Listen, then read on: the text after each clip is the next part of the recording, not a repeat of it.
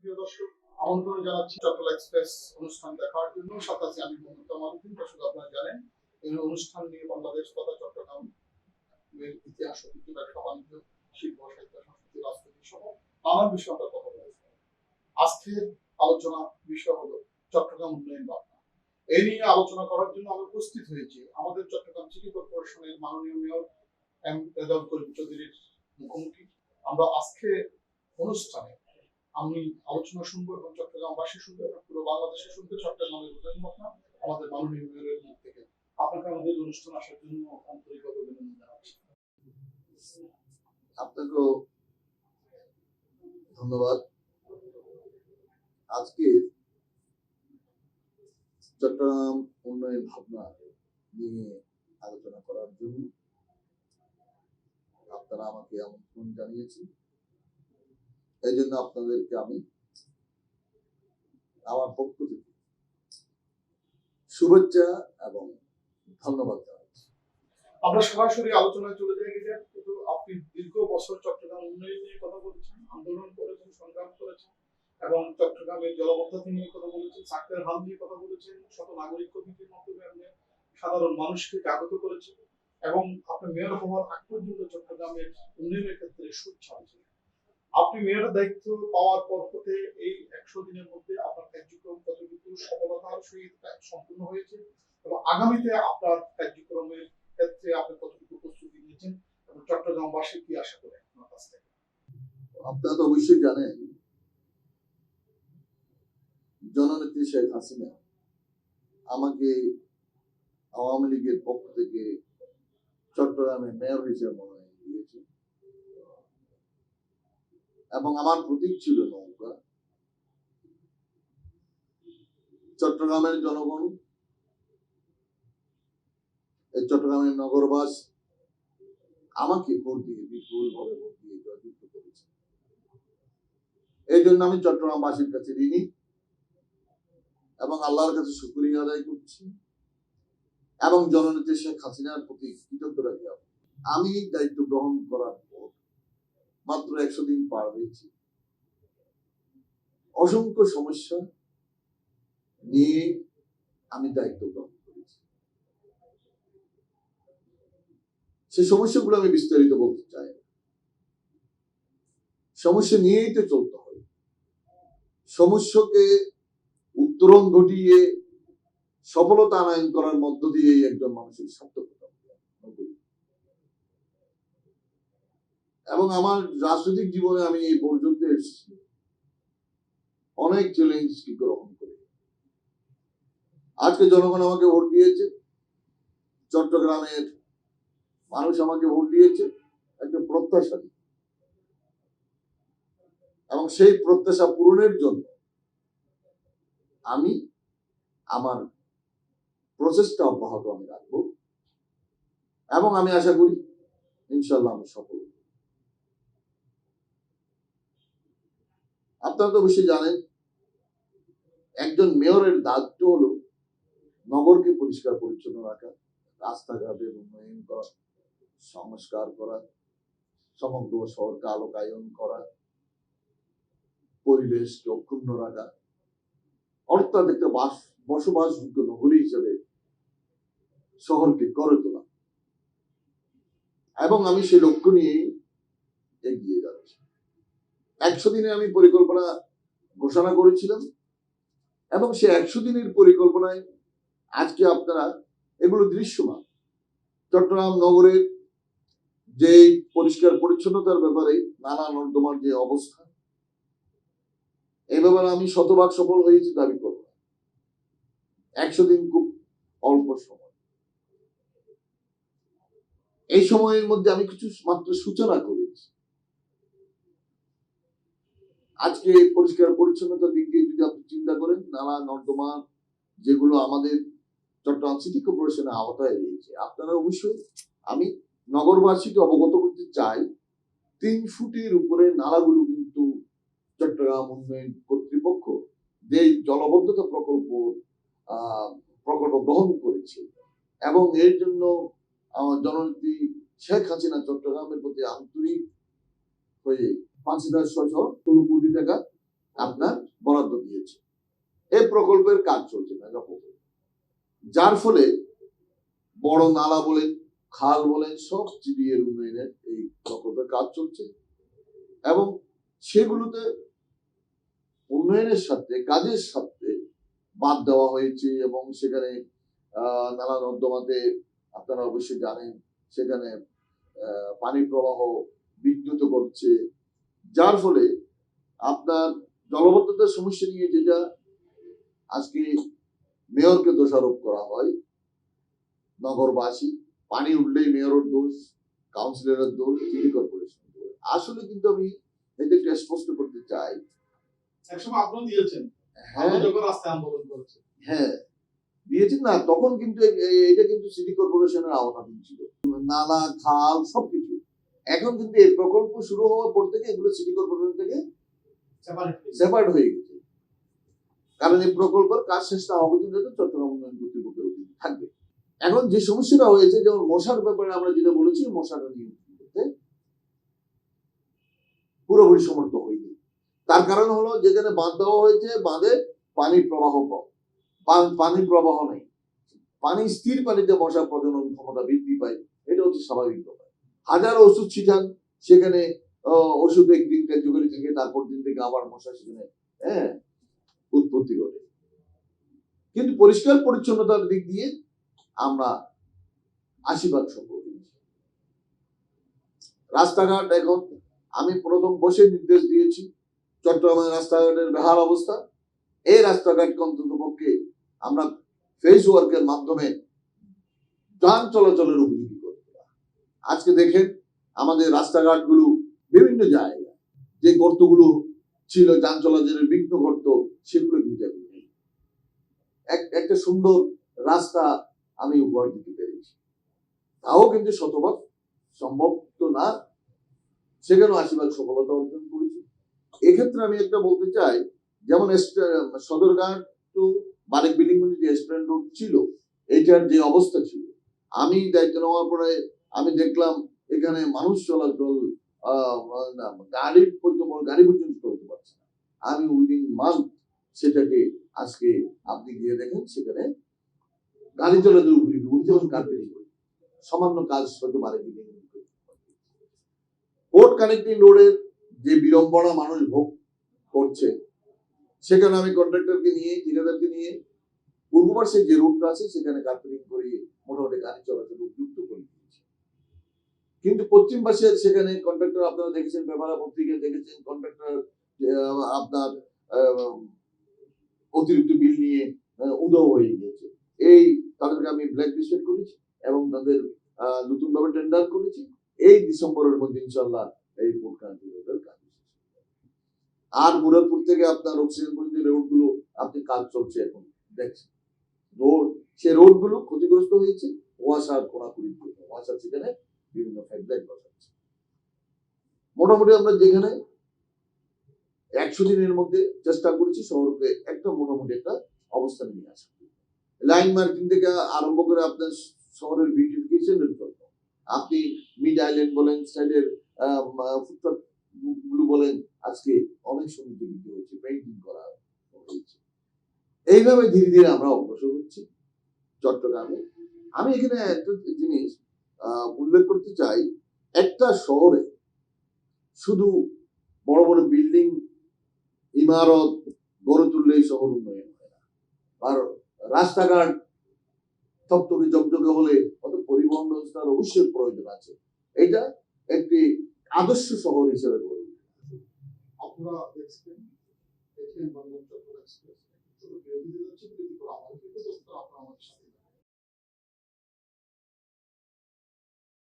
দর্শক বিরতি ফিরে আসলাম দেখার জন্য। যেহেতু আমাদের যেটা বলেছিলেন যে শুধু ইমারত করলে শহর উন্নয়ন হয়, আমাদের চট্টগ্রাম শহরের জন্য একটি কিন্তু মাস্টার প্ল্যানের প্রয়োজন রয়েছে, যেটা আপনি আগে অনুধাবন করেছেন এবং দীর্ঘ সময় কথা বলেছেন। আমরা মাস্টার প্ল্যান ব্যতীত এখন কিন্তু চট্টগ্রাম শহর উন্নয়ন করছি, সেই ক্ষেত্রে আপনার আসলে আমার নির্বাচনের প্রতিশ্রুতি ছিল একটি পরিকল্পিত নগর গড়ে তোলা। 95 সালে যে মাস্টার প্ল্যানটা করা হয়েছিল, এটা 2015 সালে এটা শেষ হয়ে গেছে। নতুন একটা মাস্টার প্ল্যান। অবশ্যই মাস্টার প্ল্যান অনুযায়ী যদি আমরা চট্টগ্রাম শহরকে যদি গড়ে তুলতাম, আজকে চট্টগ্রাম শহরের এই অবস্থা হতো না। অপরিকল্পিত ভাবে আমরা ইমারত গড়ে তুলেছি, অপরিকল্পিত ভাবে বিভিন্ন কাজ আমরা করেছি, সৌন্দর্য হানি করেছি। আপনি চিন্তা করেন একটি আদর্শ শহর, যেটা আমি বলতে গিয়েছি, আদর্শ শহর গড়তে হলে এখানে সাংস্কৃতিক চর্চার ব্যবস্থা থাকতে হবে, হ্যাঁ, বিনোদনের ব্যবস্থা থাকতে হবে, খেলাধুলার ব্যবস্থা থাকতে হবে। আজকে আমাদের কিশোরীরা আপনি চিন্তা করেন, খেলাধুলার কোনো ব্যবস্থা নাই, ছোট্ট বাচ্চারা বিনোদনের কোনো ব্যবস্থা নাই, সাংস্কৃতিক চর্চার কোনো যা আছে এটা খুব সৃষ্টি হচ্ছে, অপরাধ প্রবণতা বৃদ্ধি পাচ্ছে। তা আমি আমার নির্বাচনের প্রতিশ্রুতিতে আমি বলেছিলাম যেখানে সম্ভব হবে, কারণ চট্টগ্রাম শহর তো এখন জায়গা খুব অভাব, সম্ভব হয় পকেট পার্ক সেখানে বিনোদনের ব্যবস্থা করা হবে, শিশু কিশোররা খেলতে পারে, ওখানে গিয়ে একটু বিশ্বাস করতে পারে। যেমন আজকে ধরেন চট্টগ্রাম শহরের মতো একটু সুন্দর শহর পৃথিবীতে খুব কমই আছে। এই চট্টগ্রাম শহরের পাশ দিয়ে বয়ে গেছে কর্ণফুলী, বয়ে গেছে বঙ্গোপসাগর, আছে সমুদ্র সৈকত, আছে উঁচু পাহাড় পর্বত, আছে সবুজ বন বনানী, আছে আপনার ঐতিহাসিক স্থান সমূহ, আছে আপনার বিভিন্ন ধর্মাবলম্বীদের তীর্থভূমি। হ্যাঁ, এই যে একটা শহরকে পর্যটন নগরী হিসেবে গড়ে তোলার জন্য যে সমস্ত উপাদান প্রয়োজন, এই চট্টগ্রামে সমস্ত কিছু রয়েছে, কিন্তু আমাদের উদ্যোগের অভাবে, পরিকল্পনার অভাবে সেগুলো সম্ভব হয়নি। হ্যাঁ, আমার সেটা চিন্তা ভাবনা আছে। আমি তো আগেও বলেছি, এই চিন্তা ভাবনাগুলি যেমন আজকে চট্টগ্রামকে আমরা বিদ্যুৎ চট্টগ্রাম বলি, কিন্তু এই চট্টগ্রামকে আপনারা সে অতীত আমাদের পূর্বপুরুষেরা যে কাজগুলো করে গেছে, যাদেরকে নিয়ে আমরা গর্ব করি, তাদেরকে বাঁচিয়ে রাখার জন্য, নতুন প্রজন্মের সামনে তাদেরকে উদাহরণ হিসেবে তুলে ধরার জন্য তাদের ঐতিহাসিক স্থান সমূহকে আমরা কিন্তু সংরক্ষণ করতে পারি। যেমন আমি উদাহরণ হিসেবে বলতে পারি, যেমন আমরা প্রীতিলতার কথা বলি, সূর্য সেনের কথা বলি, গৌরব অনুভব করি, তাই না? কিন্তু ইউরোপিয়ান ক্লাব কোথায়, এবং সেখানে যুদ্ধ হয়েছে, সেখানে প্রীতিলতা আত্মাহুতি দিয়েছে, সেখানে যদি আমরা সংরক্ষণ করেছি, ইতিহাসটা যদি ওখানে সংরক্ষণ করতে পারতাম, আমাদের নতুন প্রজন্ম গিয়ে দেখতো এখানে আমাদের পূর্বপুরুষেরা আত্মাহুতি দিয়েছে ব্রিটিশ বিরোধী আন্দোলন করতে, ব্রিটিশের বিরুদ্ধে যুদ্ধ করতে। যেমন জালালাবাদ পাহাড়, সেটাকে আমরা সংরক্ষণ করতে পারি না, স্থান আপনার মুক্তিযুদ্ধ, যেখানে বঙ্গবন্ধু ওয়্যারলেস মেসেজ পাঠিয়েছিলেন, যেই ওয়্যারলেস টাওয়ার থেকে এটা প্রচারিত হয়েছিল, সেই ওয়্যারলেস টাওয়ারটা এখনো আছে, কিন্তু আমাদের নতুন প্রজন্ম সেই ওয়্যারলেস টাওয়ারের কথা জিজ্ঞেস করে বলতে পারে হচ্ছে না। আমার চিন্তা ভাবনা আছে এগুলোকে সংরক্ষণ করা। স্বাধীন বাংলা বেতার কেন্দ্র মহদানের পাশেই যে স্বাধীন বাংলা বেতার কেন্দ্র, যদি এটাকে কালুঘাট বেতার কেন্দ্র বলা হয়, এটা কিন্তু একটা ভুল কোথায় কালুঘাট, কোথায় যাও। এই তখন পাকিস্তান আমলে এটা কালুঘাট ট্রান্সমিশন বলতো, এই জন্য এটা কালুঘাট বেতার হয়ে গেছে, কিন্তু অবস্থিত। এইটাকে আমরা এই ঐতিহাসিক, যেখানে স্বাধীনতার ঘোষণা প্রচারিত হয়েছে বঙ্গবন্ধু, সেই ঐতিহাসিক স্থানটাকে আমরা সংরক্ষণ করতে পারি। সেখানে ইতিহাসটা আছে, পৃথিবীর বিভিন্ন দেশে ঐতিহাসিক স্থান সমূহে সেখানে লিপিবদ্ধ থাকে। আমি অবশ্যই উদ্যোগ আমার পরিকল্পনা নিয়েছি, উদ্যোগ মানে পরিকল্পনা নিয়েছি। এখন আমি জিনিসগুলোকে কিভাবে এগিয়ে নিয়ে যাব, এইগুলো নিয়ে আমি পরিকল্পনা সাজাচ্ছি। তারপর যেমন ওশেন পার্ক, সমগ্র বাংলাদেশে ওশেন পার্ক নেই, এখানে তো জাতীয় স্মৃতিসৌধ নেই। হ্যাঁ, পরিকল্পনা আছে। আমার কথাটা হচ্ছে, আমি সমগ্র চট্টগ্রামের সকল শ্রেণী পেশার মানুষের সমন্বয়ে তাদের চিন্তাধারা, তাদের মেধাকে আমি কাজে লাগিয়ে চট্টগ্রামকে একটি পরিকল্পিত এবং একটি বসবাসযোগ্য পর্যটন নগরী হিসেবে, আন্তর্জাতিক মানের শহর হিসেবে এবং সমগ্র বাংলাদেশের একটি মডেল শহর হিসেবে গড়ে তোলা। এইসব করতে গেলে তো আপনার যে সব চট্টগ্রাম আরো প্রতিষ্ঠান রয়েছে, উন্নয়ন সংশ্লিষ্ট চট্টগ্রাম ওয়াসা বলেন, চট্টগ্রাম কর্তৃপক্ষ বলেন, বিদ্যুৎ বলেন, দেশ বলেন, তাদের সাথে সমন্বয় করতে হচ্ছে। এক সুন্দর প্রশ্ন করেছেন, এটা আমি বারবার বলে থাকি বিভিন্ন সবাই, চট্টগ্রামের সিটি কর্পোরেশনের আওতায় যে সমস্ত এলাকা আছে সমস্ত কিছুর দায় দায়িত্ব কিন্তু চট্টগ্রাম সিটি কর্পোরেশন।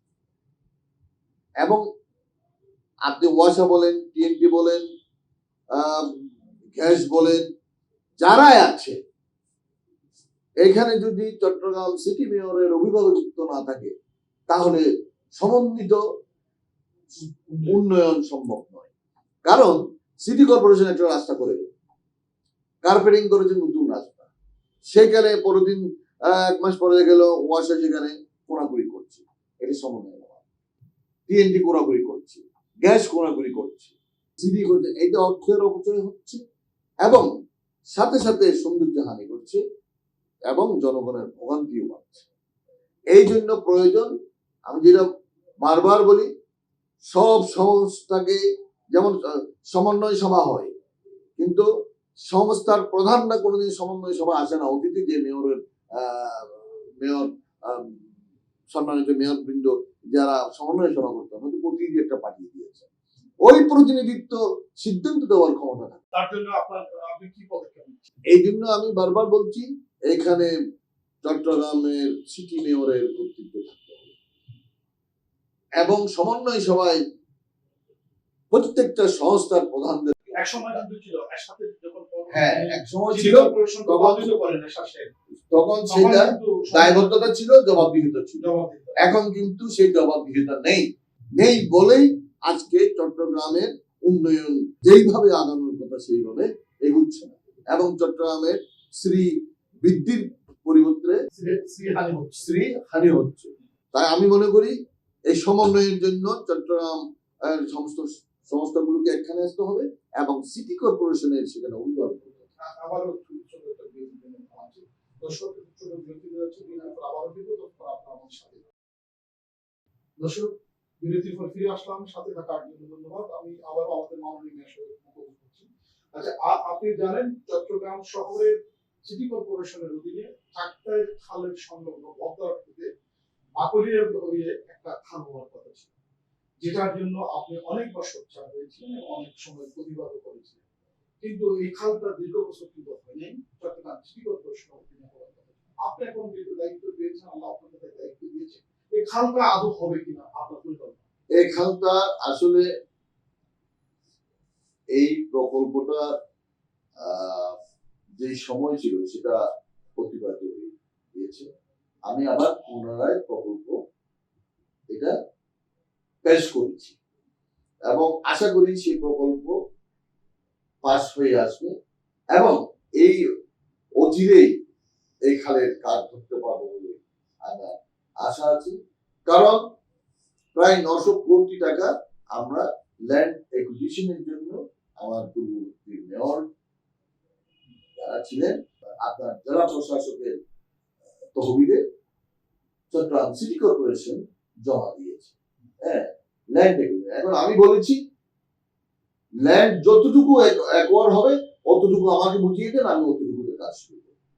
হ্যাঁ, এবং এটা প্রকল্প পাঠাচ্ছে, ইনশাল্লাহ এটা পাশ হয়ে আসলে আস্তে আস্তে আমরা কাজ ধরতে পারবো।